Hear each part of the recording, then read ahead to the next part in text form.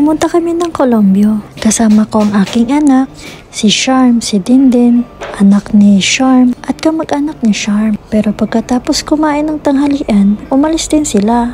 Ang layo-layo pa na nilakbay para lang mananghalian. At dito kami sa bahay ng matalik naming kaibigan na si Shirley, na aking BFF. At sa sobrang saya namin, nakalimutan naming dikit-dikit pala ang bahay. Kaya maraming nakikinig ng sintonado naming kanta. Ako lang pala. Grabe, ang saya namin. More fun in the Philippines talaga, char. Pasensya na kayo sa video na nakuha ko. Kasi yung video na yan, kinuha ko lang sa live video ko sa Facebook. Kasi sa sobrang saya ko, nakalimutan kong vlogger pala ako. Meron pala kami iniinom, beer. Pero isang baso lang kaya ko. Kasi magmamaneho pa ako ng motor mamaya. Ang bilis ko pa namang malasing. Kaya pulutan lang tinitira ko. Kaya ayun, nalasing ako sa pulutan.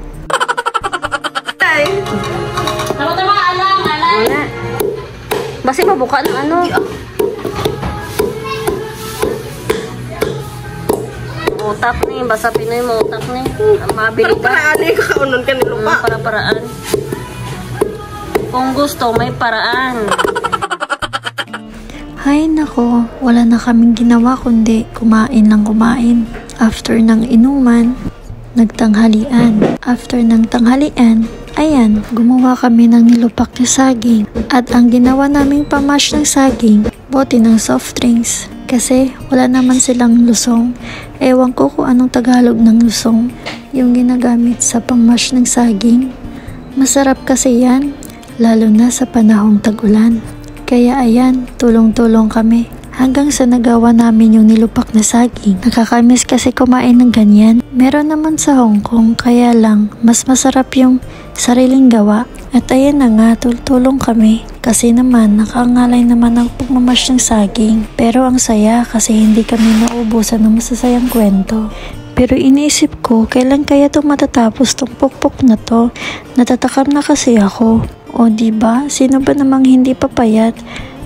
Kahit sobrang busog na, gusto ko pa rin kumain ng kumain. Hindi nyo ba dyan nakikita ang katawan ko? Pantay na ata yung dibdib at tiyan ko.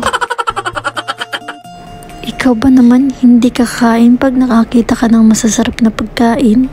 Minsan lang to, kaya pagbigyan nyo na. At habang pinanood ko yung pagpukpok ng saging, ang inisip ko, puso ko yung pinupukpok. Ay, sakit. Kaya kinuha ko na yung pagpukpok sa kanya. At ako nga na patuloy ng pagpukpok. Kasi ang tagal naman, gusto ko nang kumain. Nakakangalay talaga. Pero okay lang. Kasi ako naman ang maraming kakain yan. At ito na nga, laking papasalamat ko kay Charm. At tumulong din siya. Hindi pwede yung nakatunganga lang siya. Kasi grabe din yung paglumaamon. At para maranasan niya rin kung paano magpukpok. At para maisip niya rin kung gaano kami kapagod sa pagpukpok ng saging na yan. At dito, nagtanong siya kung anong video ba yan. Akala niya kasi nagla-live ako sa Facebook. Kasi alam ko na yan, pag nagtatanong siya ng ganyan. Ay nako, magchichismisan na naman. Gusto niyo bang malaman kung sinong pinagchichismis niya? Traidor. At eto na nga yung hinihintay ko. Sobrang sarap ng nilupak na saging. At sayang nga lang, nung nagbiro ako, hindi ko nakuna ng video. Kaya tinawag ko yung anak ko sa labas. Gusto ko sana siyang i-prank. Umalis kasi sila saglit. Kaya nang dumating na sila, tinawag ko siya. Kaya ito ang nangyari. Dali. Dali! May nilupak dyan. Dali. Hindi ba gawin, Dali. Tinawa ang niluto ni mamang mga nilupak. Namit kita na ako nilupak ate. Siya nagluto sila.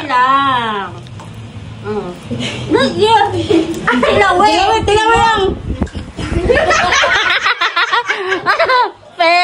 At yun nga, nakita niya kasi. Yun lang, bye-bye.